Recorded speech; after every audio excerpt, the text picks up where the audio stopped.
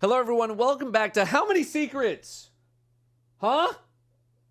How many secrets are you keeping from us? Where today we are going over the Renegades seasonal artifact. I have blocked this off into a bunch of categories. The main categories that we're going to be seeing in the artifact, obviously we have our anti-champion capabilities, and then we have kind of like our middling things here. We're not going to be looking at a ton of that today, although I will, eventually show it. We're mainly going to be looking at these blocks right here, and I've split them up into the following groups. We have a couple of things related to arc. We have some kinetic. We have some sword. We have 3 void. We have a couple of sniper, and then there's like 1 shield related thing. So that's mainly what we're going to be looking at for Renegades in terms of what the artifact offers. You're going to be looking at arc setups, maybe some void setups, or maybe not exactly needing to go on void setups.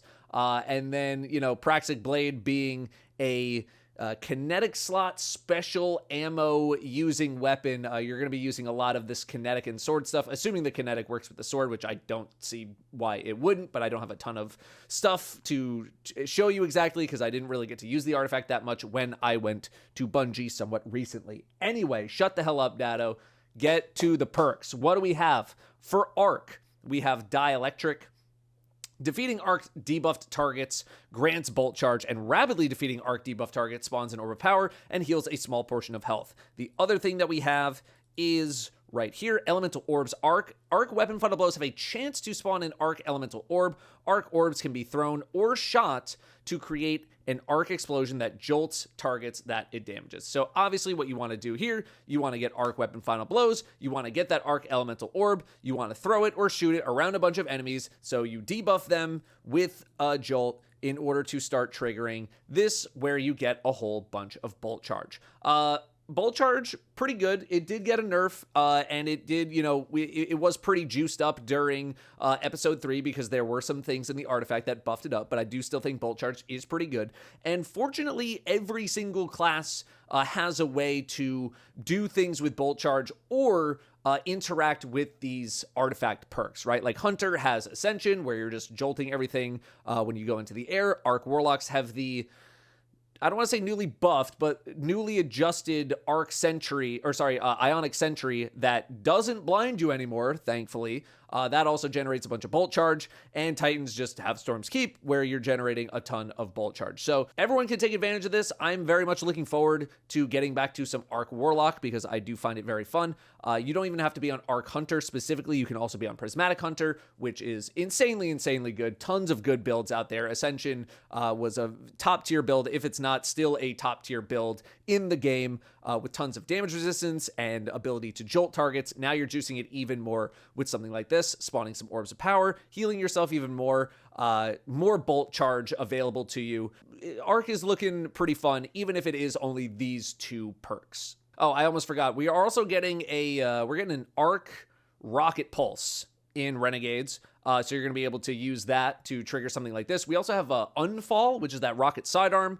Arc Rocket Sidearm that comes with also some very good perks. Hopefully you've scooped one after the multiple weeks of Call to Arms. That should also be in your inventory ready to go for something like this. Next up, we have some kinetic specific perks. First one is Elemental Siphon, which I believe we've had before. Rapid final blows with a kinetic weapon or a weapon matching your equipped super. Create an elemental pickup that matches your equipped super.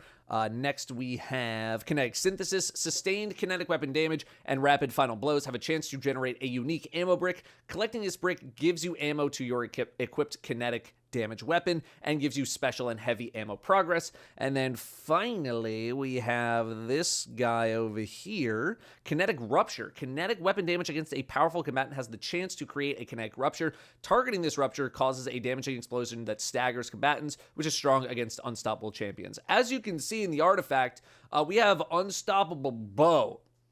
So I'm guessing you're going to probably want to use Kinetic Rupture in order to kind of supplement any sort of unstop needs. We do also, like one of my favorite weapons to use is Outbreak Perfected. We do have Overload Pulse here, but you can use Overload Pulse and Kinetic Rupture at the same time because the Pulse Rifle is not triggering the unstop. The Rupture is triggering the unstop. So you should be able to have both overload and unstop on something like an Outbreak Perfected, which I love because I love using that weapon. Again, the sword, the new sword, Praxic Blade, is in the kinetic slot. It is kinetic damage. It uses special ammo. So you're going to be able to combine all of these effects with some of the sword effects that we're about to talk about, which also the sword also has its own unstop trigger. So you're going to have like multiple unstop triggers that you can activate with a sword. So essentially, if you're running with Praxic Blade, I mean, this is the season of using the lightsaber, right? It is the season of use a sword because you're going to have 6 benefits if you are using the Praxic Blade. So we can take a look at those sword things right now. We go to here. Riposte. Shortly after guarding with a sword, your light and heavy attacks stun unshielded combatants, strong against unstoppable champions. There's your other unstop. Then we have a combination Argent Blade. Briefly pause after executing a light attack, then follow it up with a light or heavy attack to empower your sword for a short time, bonus damage and bonus charge rate. And then finally, we have something really crazy, Sword Storm combo, performing 3 sword light attacks followed by a heavy attack, which, by the way, is the exact combo that you use in order to do the light, heavy combo on the Praxic Blade.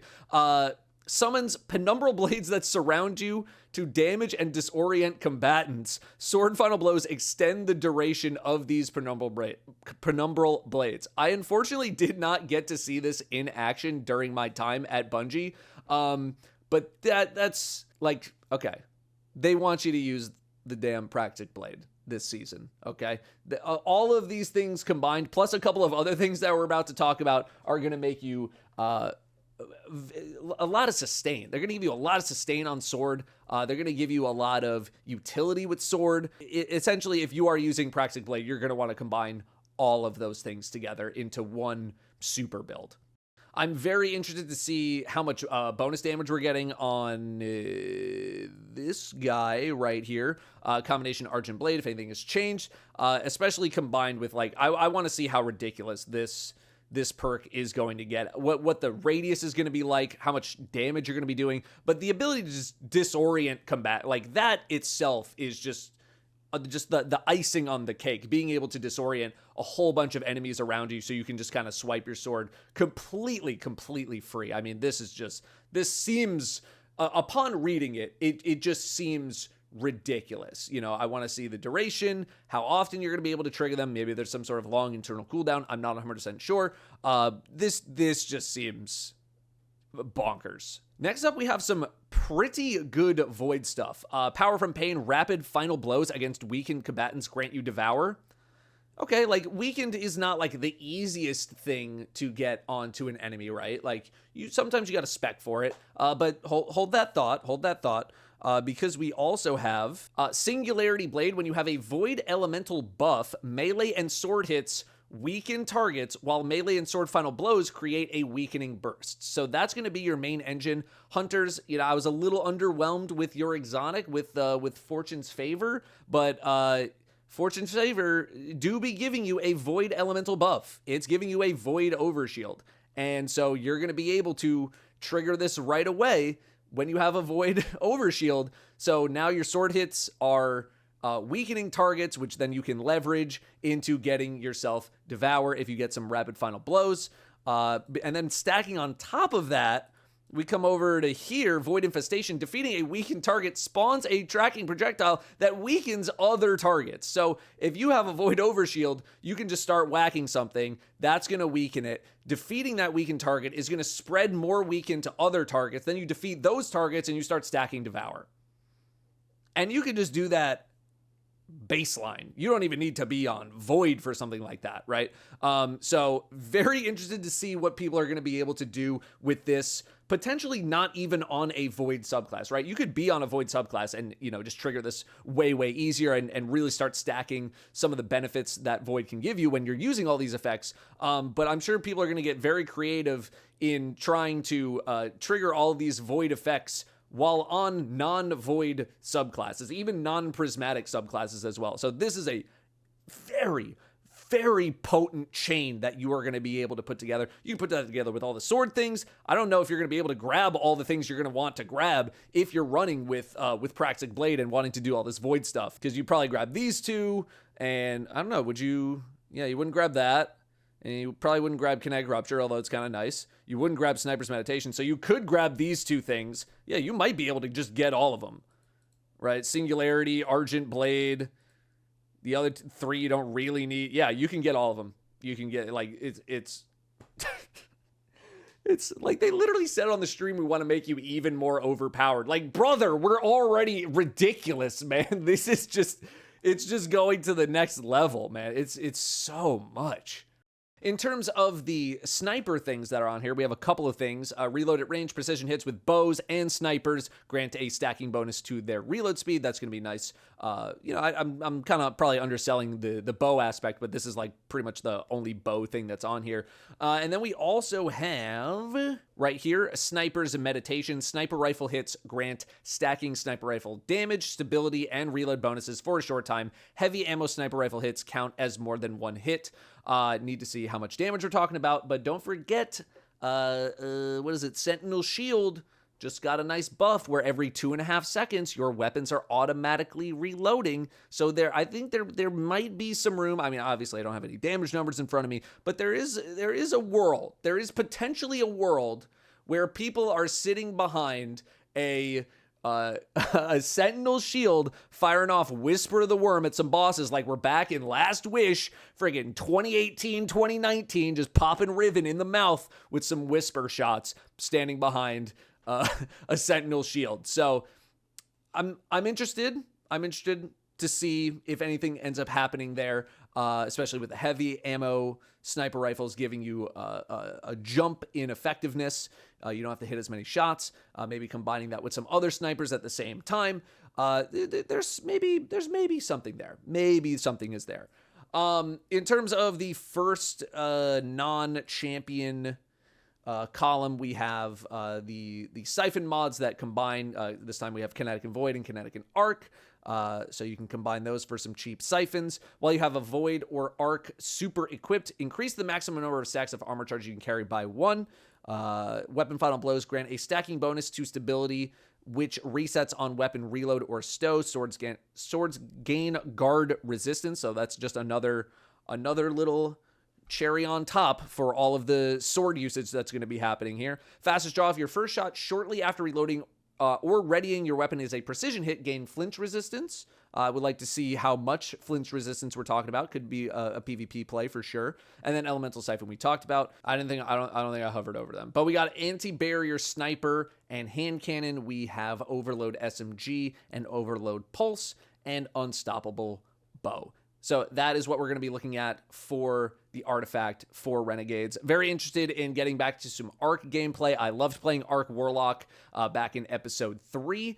Very interested to see how more ridiculous something like Prismatic Hunter, Ascension Hunter can possibly get. Titans, Stormscape, you're sitting behind a barricade. Okay. But the Void stuff, some of the Void stuff combined with the Praxic Blade, I expect to see quite a lot of that. A lot of Overshield Hunters, popping some Invis to maybe trigger some of the Void things with the sword, being able to reposition yourself. A lot of build potential going on here. Very interested to see what we come up with, what other people come up with. Let me know if you're thinking about anything in particular that you want to start prepping. As usual, just because, there's no solar stuff in here, there's no strand stuff in here, does not mean that those builds are completely unviable in the season, right? A build that I'm absolutely looking forward to using is a Threadling Strand Warlock in Renegades, and there is basically no strand anywhere to be found in the artifact. I don't care, because that build looks really fun. I don't want to give away too many spoilers in case you've been staying spoiler free, but there is a reason that I will be pursuing a build like that, and you will see why in Renegades if you're staying spoiler free. So let me know how you're feeling about the artifact. Thank you very much for watching, and I will see you next time.